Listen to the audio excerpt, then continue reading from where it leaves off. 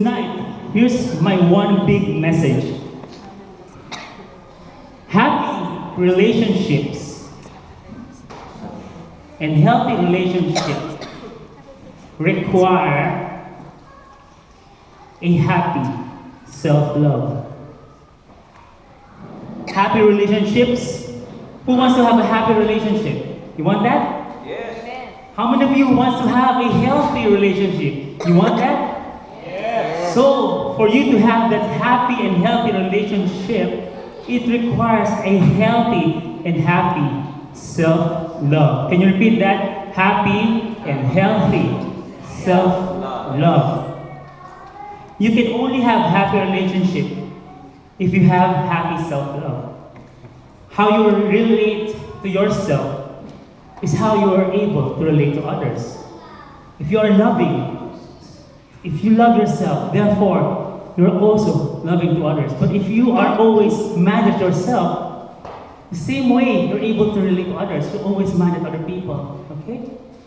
So, the message tonight is, I cannot have a healthy relationship with others if I do not have healthy self-love. Can you repeat that? I cannot have A healthy relationship with others if I do not have healthy self-love. I remember back in high school, that was like 10 years ago? No, maybe 15. So back in high school, at Don Bosco, I was little insecure because I wasn't tall enough. My classmates were taller than me, bigger than me, more athletic than me. I have friends who are varsity players, who are so good in basketball, so good in sports. And I was just there, just watching their game and doing the statistics. Okay, this guy scored already 10 points, 15 points. I'm just sitting by the bench and doing the scoring by myself. I was very dark then because I was into CAT. I was so dark, I was so thin, I was one of the smallest in our class. My face was full of pimples. You know, literally I would put all the beauty products in me, I would put Eskinol day and night just to remove all those pimples in my face. I even tried bleaching my skin because I was so dark. I tried Clorox. But nothing happened. Then, my hair before was straight, and then it suddenly became curly. It was flying away all over. It's so unmanageable. So I saw this parlor called Fresh Hair. So I went there and had my hair straightened. I was so insecure of myself. Pimples, dark skin. And one time, I was invited to a party. So I was there, and people started standing, my classmates. We are in the boys' school, and I don't know how to talk to a girl. So I don't know how to relate to a female. And I was just there, and all the boys were approaching, and all the boys were dancing. And I was there alone, don't know what to do. And everyone there was already dancing, having fun. And I was just there on one corner with nobody, with no one to talk to. So I felt, what's wrong with me? Why am I like this? And I said, maybe I was lacking self-love. My insecurities were filling my heart, and I do not have self-love. Instead, what's filling my heart was neediness. My heart is filling with neediness.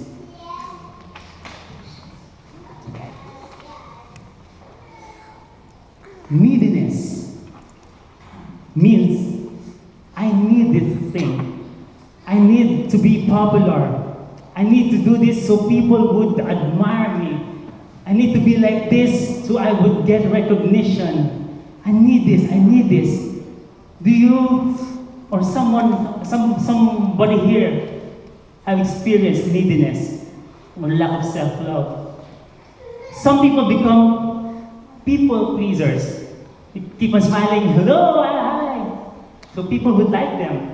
But deep inside, they're just acting out so people would appreciate them, would love them. It's so easy to like something right now in technology. In cell phones, there's a like button, right? In Facebook, there's also a like button. How many of you has pressed that like button this day? Huh? And it's so easy to post something on Facebook and people would be liking.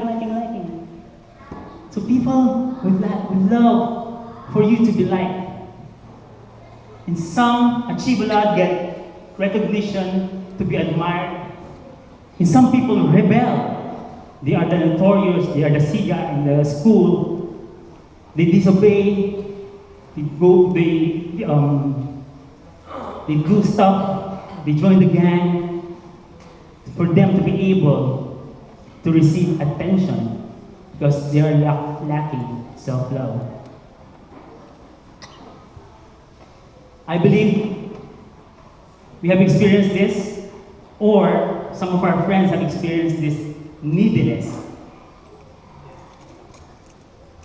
In a relationship, sisters and brothers, how many of you here are married? Can I see a raise of hands?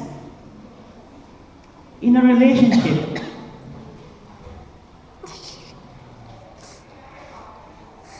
there is also neediness in relationship. Let me sing you another song for you to understand. Ladies and gentlemen, Barry Manilow. Can't smile without you. Why am I smiling? So again. I'll put my sad face. Take two. Can't smile without you. Can't smile without you. I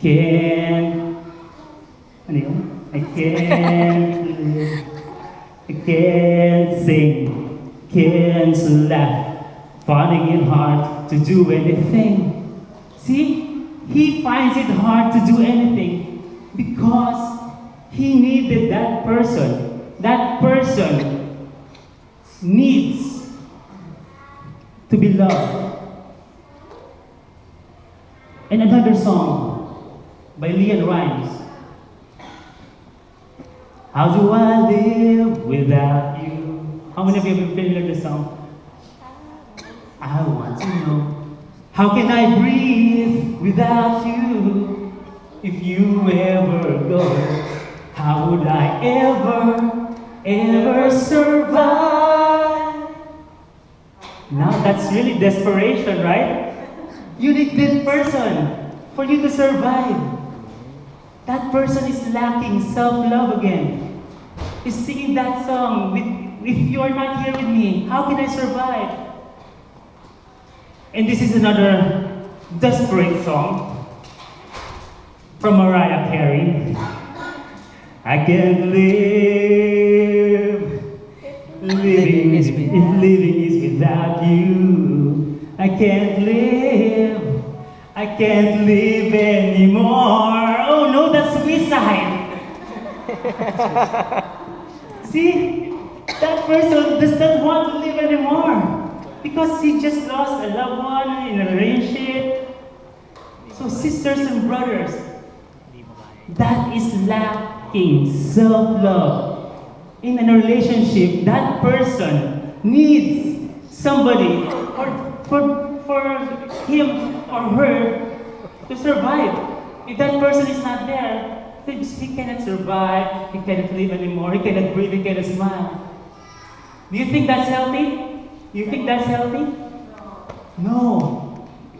So you need to have a healthy relationship. So if you are looking for a spouse, I strongly urge you to look for someone who can actually live without you. But who will choose to live with you, for the single people, who will choose to live with you, not because he needs you, but because he loves you. Again, not because he needs you, but because he loves you. Amen. Let's give the Lord a big hand.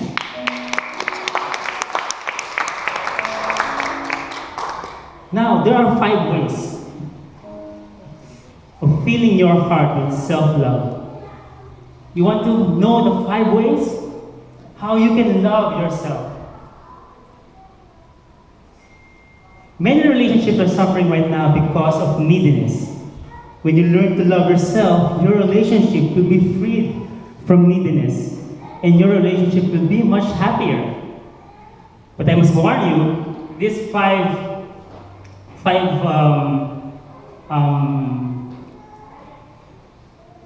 things in filling your heart. Maybe you cannot do everything, but at least choose 1 or 2. Okay? Number 1, believe and appreciate your worthiness. Can you repeat? Believe and appreciate your worthiness. You are worthy. Believe that you are worthy. Put your hands over your chest right now and say, with smiles on your faces, okay? That I am beautiful. I am beautiful. I'm blessed. I'm blessed. I'm healthy. I'm healthy. I'm talented. I'm talented. I'm loved. I'm loved. I'm prosperous. I'm prosperous. I'm generous. I'm generous. I'm patient. I'm patient. So how do you feel right now when you are saying that? You feel awesome. You felt good. You felt love. You felt beautiful. So, sisters and brothers, my dear friends, appreciate yourself. Appreciate your worthiness. Even in obedience to God's love, we are declaring that we say that I am God's beloved, I am God's powerful servant, I am God's powerful champion because I am blessed. I am blessing the world in Jesus' name. We are declaring. So you should do that every day. Telling yourself in the mirror, I am loved, I am beautiful, I am forgiving, I am blessed. And believe me, it will happen. Number 2, fulfill your dreams. For you to be happy. I know some of you have dreams. A dream job maybe? What's your dream job? I have a dream job. This is a funny dream, okay? But whenever I go to Disneyland, and I see people there creating magic in everyone's life, I'm telling to myself, wow, this must be a very good place to work. Everybody seems happy. Everybody is seeing wonderful things. Maybe I want to work here. So that's one of my dream jobs, to work at Disneyland. And I can go there for free. And see Mickey Mouse every day. Maybe a dream house. Maybe some of you are still thinking of a dream house. We have a house right now, but I have a dream house. My dream house is a detached, not an attached, a detached single family home. Maybe 4 bedrooms with 1 bedroom downstairs. I don't know when it will happen, but it's part of my dream. I am happy where we are right now, but this is just dreaming for the future. I also have a dream vacation. I always wanted to be in Hawaii, but maybe someday. And do you know what part of my dream was already fulfilled? And that makes me so happy. 3 years ago, we started a dream when we had the first feast, the Light of Jesus feast in our house. I invited few people, maybe 8, and we started the prayer meeting in our house here at Rancho Cucamonga. And we were just meeting like every other week, dreaming. That one day you are looking at Sacred Heart and saying that maybe one day we can have our prayer meeting there in that big church. But I don't know anybody there. So, after 2 years, believe me, sisters and brothers, many people who are here right now have been touched with the prayer meeting in our home. Those 2 years, the Lord was building up everybody, building up relationships, building up their character. Because the Lord said, you are not yet ready to go to the big church. Stay in the house for a little while. But when the Lord said, I think, say, and a few people who are there, I think you are ready. Suddenly the Lord gave us the news that Light of Jesus Feast, welcome to Sacred Heart. And now we are here. Let's give the Lord a big hand. We are here. And what made me so happy is that that dream was fulfilled. And when I see people now who were just there before, just staying in one corner now, leading worship, giving talks, this is my fulfillment. And that dream has came true. Amen? Amen. Number 3, care for your needs. Care for your needs. All of us have needs, right? Needs to be what? I have need to be healthy. So, I imitate my mom and dad by squeezing some lemon juice early in the morning. I try to be healthy by walking or brisk walking or little jogging. Sometimes I lift weights, but I realize weights are too heavy. And I get tired lifting weights. But I try to do it. Dude, I really want to care. And one thing that Marty shows me how she cares for me is that when she has time, like this couple of days, on a Friday, because every Friday we only eat fish, she cooked me a salmon belly sinigang. Wow. Because she knows that one of my needs is to have a home-cooked meal. A hot soup, the salmon belly. And yesterday, she cooked for me a pampana, steamed fish. Okay? Taking care of your needs. Number 4, relate with the right God. I believe that our God is a loving God. How many of you believe that? But if you believe that our God is a punishing God who would punish us every time we fall, every time we sin, that's how we will also be relating to others. It's like whenever people make mistakes, it's like, when God is punishing God, I need to punish you then, because my God is like that. He will cause flood on the land, and I will cause flood on you. Okay? But if you believe that God is an ever-loving God, God is a faithful God, God is a God of wonders and miracles, you believe that every day there's going to be a blessing, there's going to be miracles. Even though God is covered right now, you believe that God is always present, okay? So always believe that you have the right image of God. And number 5, relate with the right people. Do you believe that you are with the right people right now? Amen. Do you believe that you are invited here because God has a purpose for you? And do you believe that right now, these people who are with you, these are the people who will mentor you, who will coach you, who will give encouragement, who will motivate you. When you have problems, that people beside you can be a shoulder to cry on. They will listen to you. Relate with the right people, my dear friends. Relate with the right people. Create relationships within our prayer group. Join a caring group. Join a CG.